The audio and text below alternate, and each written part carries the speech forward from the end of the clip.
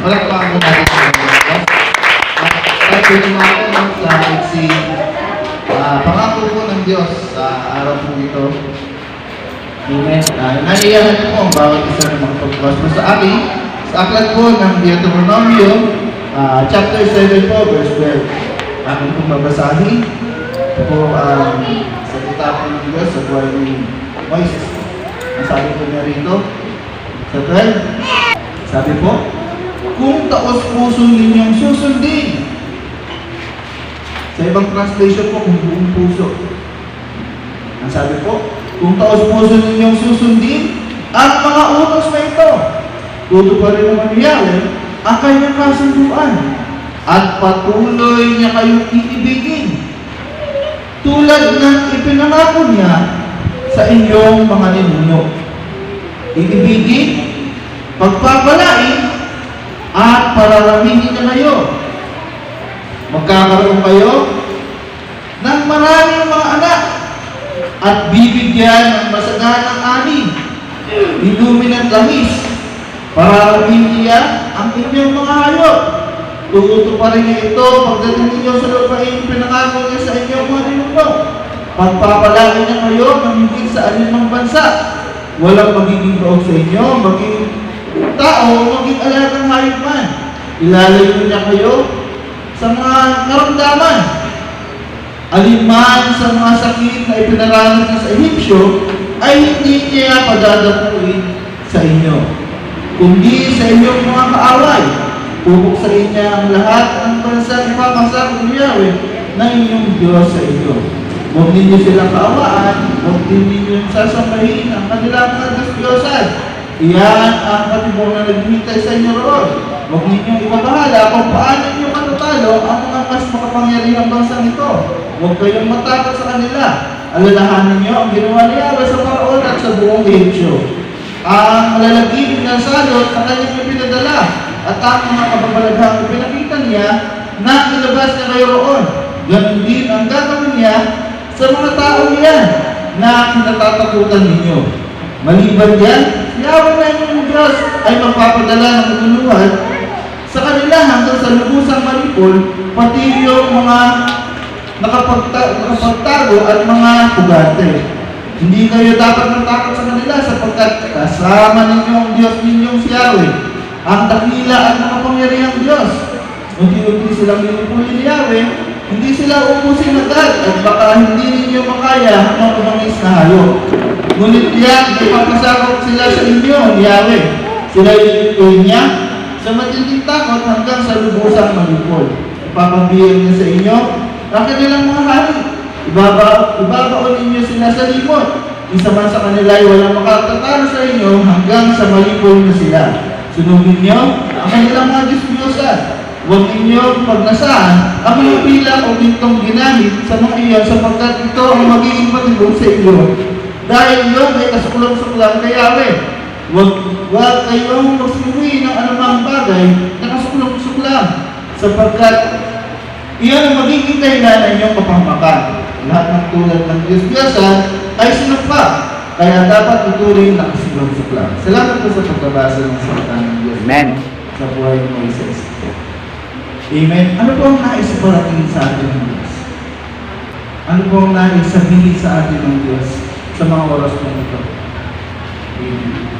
Nais pong sabihin ng Diyos sa ating lahat na anuman mga nangyayari, amen, problema, anumang bigat sa buhay, amen, alalahanin daw po natin kung paano daw po ang mga Israelita ay niligtas ng Diyos sa bansang Ehipsyo.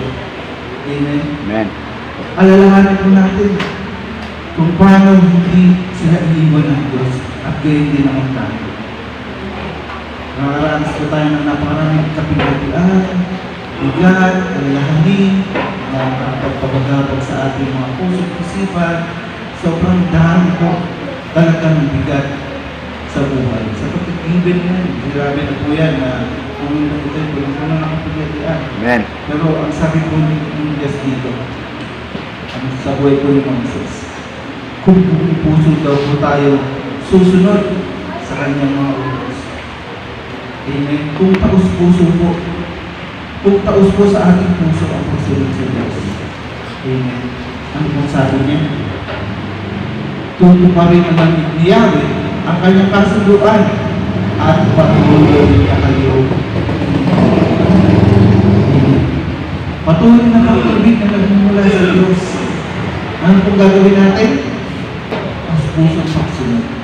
Amen. Nakita po natin yung kabaan ng aking binasa po na salita ng Diyos mula sa aklat ng Biblia. Amen. Sa buhay po ng Moses. Pinapakita po doon kung paano daw po dapat natin alalahanin ang mga nangyari noon. Amen. Nakalagana pa rin nga dito sa Biblia. Sa buhay ni Noah, sa buhay ni Moses, sa buhay po ng mga heroes of faith. Amen. Na kung paano po sila ginambala ng kaaway. At hindi naman sa ating mga buhay.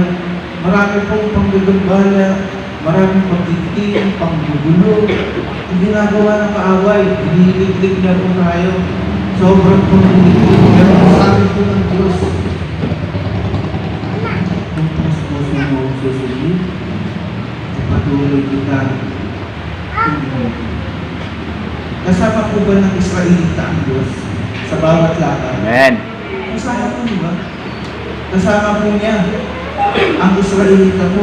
Hindi po sila iniwan ng Diyos sa anumang laban. At kung po pinangako ang Diyos na huwag po silang matakot, Amen. Dahil kasama niyo ang Diyos. Ang Diyos ang magpapatagumpay sa kanila. Amen. At ganoon din naman po sa inyong mga buhay at sa aking mga po. Amen. Na sa kabila po ng napakaraming struggle, napakarami talaga, Amen, ay nandiyan po ang Diyos sa buhay ng bawat isa sa akin. Nandiyan lang po siya. Bibigay ng instruction, bibigay po ang dalaw ng hindi po. Amen. Ingatan po niya patuloy ng hindi. Amen. Sa kabila ng iyong maraming kaabalahan sa buhay, Amen. Sa nakabila po na napakarami natin isip, gagawang mali, Amen, sa ating mga buhay, Amen. Hindi po yan kasi hindi po po tayo sa mundo ito. Hindi po. Sa kabila po niya lahat, ang patuloy na pagpinit ng Diyos ng mga kamali ka, hindi ka ng tawag sa Diyos. Ang Diyos po yung ipapagmamagod. Amen. At hindi ka po niya iiwan. Kung mayroon man sa mundo nito, matotoo, pag-iisa na, hindi ka iiwan ng Diyos. Amen. Hindi ka napababayan, patuloy ng mga. Ang Diyos lang ang may perfecto. Pwede mong sabihin na ikaw tunay, tapat sa Diyos. Sa Diyos lang may buhay. Kaya Jesus is my brother. Pangalan po na kanyang bahay, parang bahay ko. Sapagkat saan mo lang naman may buhay ko. Sapagkat ang Diyos talaga ay mabuti. Ang Diyos po talaga ay hindi ko po niya hahayaan. Amen na mapahamak. Amen. Bagkos, kung paano nakipagkasundo siya, nakipagtipan siya sa mga ninuno natin noon, ay gayon din naman po. Amen. Nakikipagtipan siya sa iyo ngayon. Na kung susundin pa rin natin ng buong puso ang kanyang mga utos, ang pangako ng Diyos. Amen. Ay patuloy sa buhay natin. Amen. Patuloy na pagmamahal na nagmumula sa Diyos. Dalisan at wagas na pagmamahal. Alam po natin kung gaano kayo na lamang ang pag-ibig ng Diyos sa buhay ng bawat isa. Amen. Amen. Walang sumat na yan. Amen. Sa kabila ng tayo ay kasalanan, tayo nakakamali, Amen. Tayo hindi perfecto, sa kabilang dako ang Diyos ay gano'n na lamang ang pag-ibig. Amen. Dahil walang sumat kalagyan po talaga. Amen. Walang ihahalin tulad sa kanyang mga ginawa. Amen. Kaya lubos po ako naniniwala na kung tayo po patuloy na susunod. Sabi ko Amen. patuloy na patuloy at sasaado lang. Salamat po sa pagbabasa ng salita ng Diyos. Kahit pa ako natin, gawin ng Diyos